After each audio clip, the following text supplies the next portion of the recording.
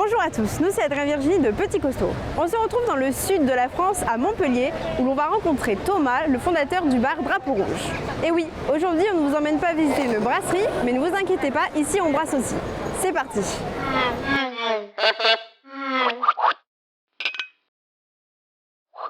Bonjour Thomas, merci beaucoup de nous recevoir à Montpellier. Allez, salut. Donc au Drapeau Rouge du coup, donc c'est ton bar, restaurant et atelier de brassage. C'est ça.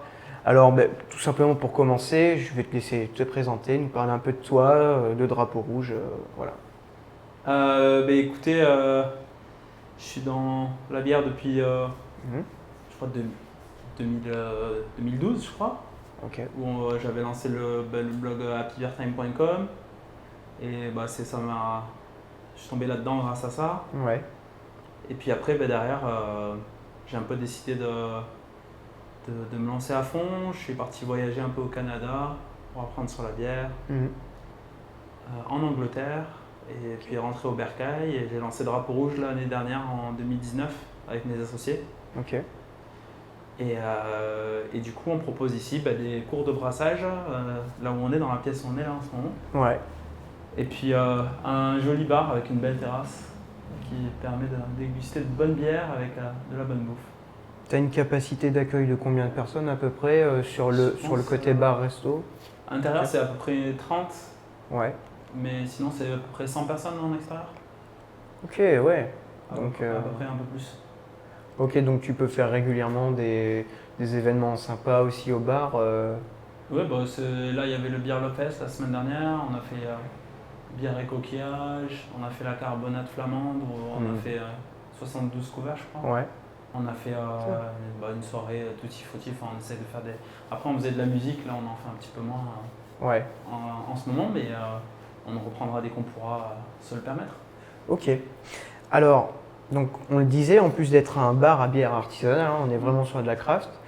Drapeau Rouge, c'est aussi le repère finalement des brasseurs amateurs de la région, puisque tu proposes cet espace de brassage, c'est un atelier.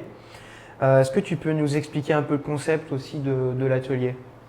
Du coup, on est on va dire, au balbutiement de ce concept-là, mais en gros, tous les week-ends, on forme des gens à la bière. On donne des cours de brassage. On a 2 formules, initiation avancée. Ouais. Et puis après, derrière, plutôt que de laisser tomber ces gens-là, on part aussi on leur donne la possibilité, parce que souvent en ville, on n'a pas toujours l'occasion dans un petit appartement, Oui. d'avoir la place, de brasser. Donc du coup, sinon on en met partout dans l'appartement, c'est des heures de nettoyage, tout ça. Ouais. Donc on a proposé un peu l'endroit idéal pour le brasseur amateur. Mm. Ici tu viens, tu fais ta bière, tu peux venir après avoir fait des ateliers. Si tu sais brasser, tu peux venir louer l'équipement en fait. Ok, trop bien. Et c'est de l'équipement qui coûte assez cher, plus des moulins électriques, une encanneuse électrique, une pièce de fermentation. Donc quand on est à 19. Ouais. Et tu peux donc du coup, moyennant un abonnement qui est peu cher, c'est 39 € par mois, Ok. tu peux venir utiliser cet espace et brasser tes propres créations, Ouais. n'importe quel soir en semaine. D'accord. Donc tu viens, tu brasses et tu reviens, tu conditionnes et tu repars avec ta bière. Ok, c'est. Juste, tu utilises l'espace et ça te coûte moins cher, tu investis moins au départ, tu n'investis pas c'est minimum 500 € à peu près de matériel pour démarrer, minimum. Ouais, minimum, ouais. Et là, tu fais pas cet investissement-là. Tu commences directement, et puis ici, tu as tout pour nettoyer facilement, tu peux racler le sol. S'il y a du mou, c'est facile à nettoyer, tu as tous les raccords, il y a tout l'équipement. Et puis tu profites un petit peu aussi de l'encadrement, tu peux boire une bière, une bonne c'est bière. clair. Ça, c'est vrai que c'est un bon point. Là, en plus, en fait, tu proposes d'un côté l'atelier, et puis j'ai envie de dire, ce que je retiens un peu, c'est que il y a l'atelier et il y a l'espace de brassage. Oui, voilà, c'est deux choses. Mais l'atelier, comme on l'utilise finalement que le week-end, c'est vrai que c'est dommage d'avoir designé tout cet endroit pour l'utiliser qu'une partie de la semaine. Donc s'il y a des gens qui veulent venir dans les créneaux disponibles en dehors nous on est là pour le bar. Donc du coup, juste à partir du moment où ils sont autonomes, ils peuvent venir louer, comme à la salle de sport, quoi. Tu viens faire tes exercices. Ouais, et en plus tu peux boire de la bière en même temps. C'est ça. Et tu vois, je trouve que c'est vachement intéressant parce qu'on est sur un modèle un peu différent de ce qui se fait aujourd'hui, de ce qui se faisait avant en tout cas. Et ce côté mutualisation du matériel et de l'espace, c'est un choix finalement. Ça doit être aussi difficile des fois de Oui, tout organiser et de tout c'est un gérer. choix qui vient aussi de notre identité aussi, du fait que Drapeau Rouge aussi, ça vient un peu de ça. On voulait créer un peu de l'agitation d'idées autour du brassage. Ouais, Et c'est un peu un parallèle entre l'agitation d'idées ok, et l'agitation de la mer en fait. ok. Ça vient notamment de ça. Donc du coup c'est pour ça qu'en créant cet endroit de création mutualisé, c'est vraiment volontaire.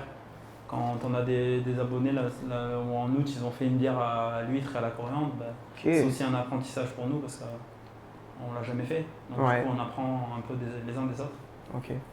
Donc tu nous as expliqué que les brasseurs pouvaient venir utiliser, disposer donc de tout ce matériel, de tout cet espace, qui est d'ailleurs plutôt à la pointe. Enfin, je veux dire, j'ai visité déjà plusieurs ateliers, avoir des moulins électriques et une encaneuse. Je n'avais jamais vu une encaneuse encore dans un atelier de brassage.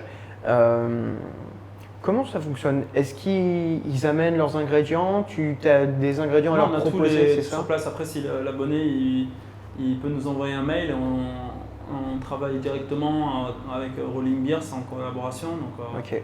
du coup, j'ai la commande. S'il me prévient 2 jours avant, j'ai la commande très rapidement. S'il me manque quelque chose, mais j'ai tout un stock déjà de matières premières qui permet déjà de faire pas mal de bières. Mais après, s'il y a besoin d'une levure ou d'un houblon spécifique, on peut piocher facilement chez Rolling Beers. Après, si c'est un truc qu'ils n'ont pas, là, c'est à toi de le ramener.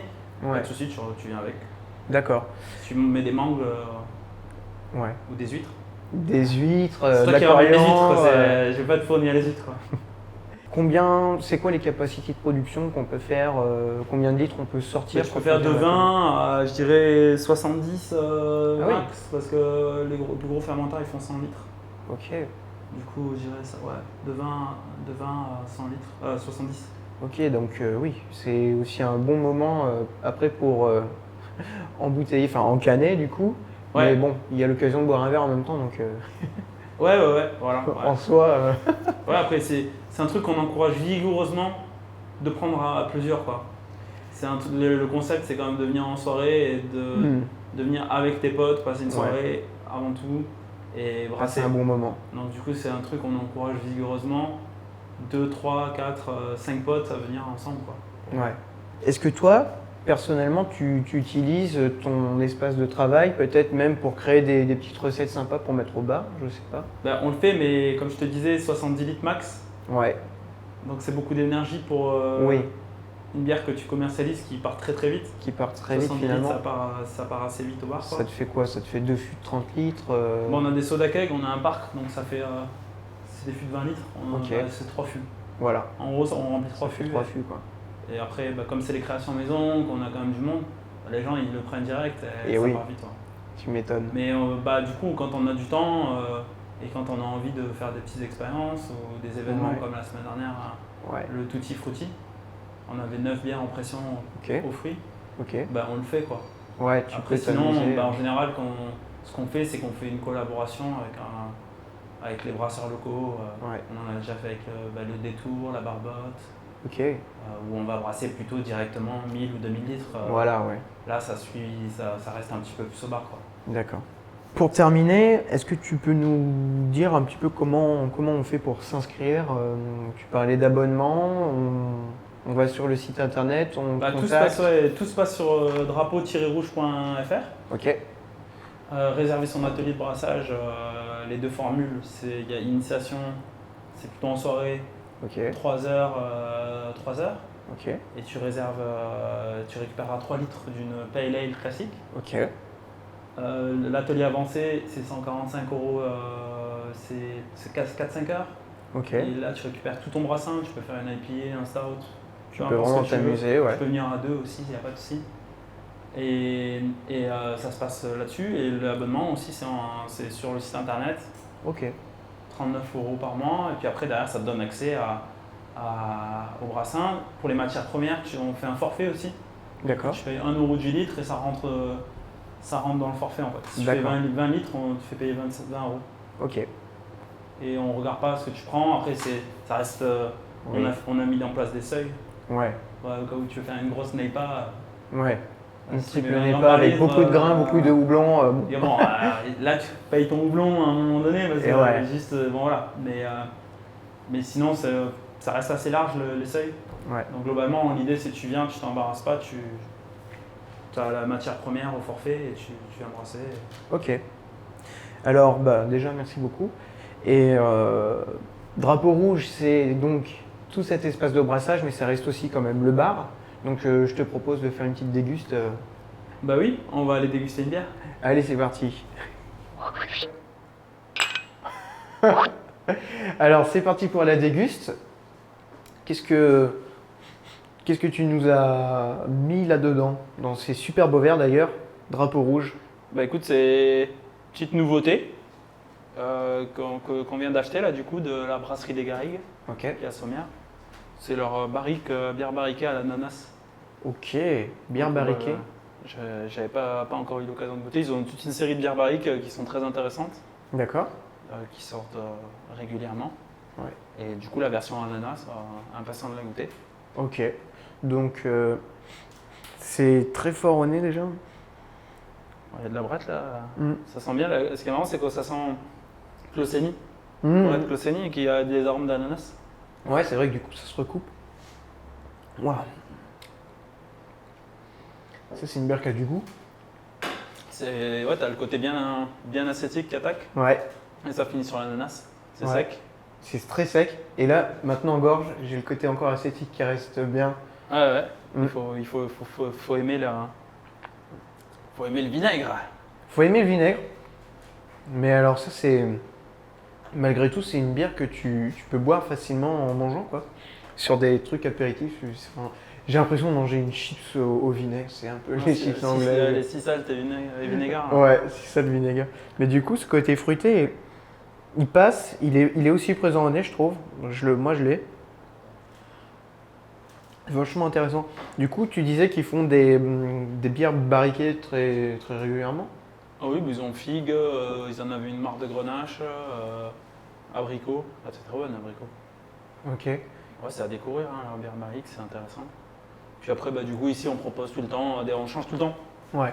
L'idée, c'est on apprend à déguster. Nous, en fait, on se régale à dénicher de nouveaux produits et on essaye de partager ça. On a 11 pressions pour qu'on garde un max de fraîcheur. Ouais. Que les produits ne restent pas Ouais. trop longtemps, qu'on assure vraiment que les IPA, ça débite. Mm. Ça permet d'avoir des produits bien frais. Et puis on part à la découverte de nouvelles pépites. Les locales, elles ont tendance à revenir forcément. Ouais. Et puis dès qu'il y a une nouveauté locale, on saute dessus. Et puis inversement, on part à la chasse de bières beaucoup plus éphémères qui arrivent. Parfois on prend des bières anglaises, belges, Colorado, Ok. États-Unis. Puis là c'est plus des one-shots. Partout. Ok. Tu t'es donné une proportion sur les bières locales, ou c'est vraiment en fonction C'est à peu tiens. près 50-50. Ok, écoute, merci beaucoup pour cette dégustation originale et en plus rafraîchissante, je trouve. Pour l'après-midi, ça passe bien. Ouais, pour l'après-midi avec le beau soleil là sur Montpellier, ça fait du bien. Merci beaucoup de nous avoir reçus du coup dans l'atelier et dans ton bar. On se revoit- Merci à vous d'être venu à Montpellier, fait le passage. C'est avec grand plaisir. Ça fait plaisir de se voir. Ouais. Et puis bon vent. Merci beaucoup. À bientôt. Santé. Ciao.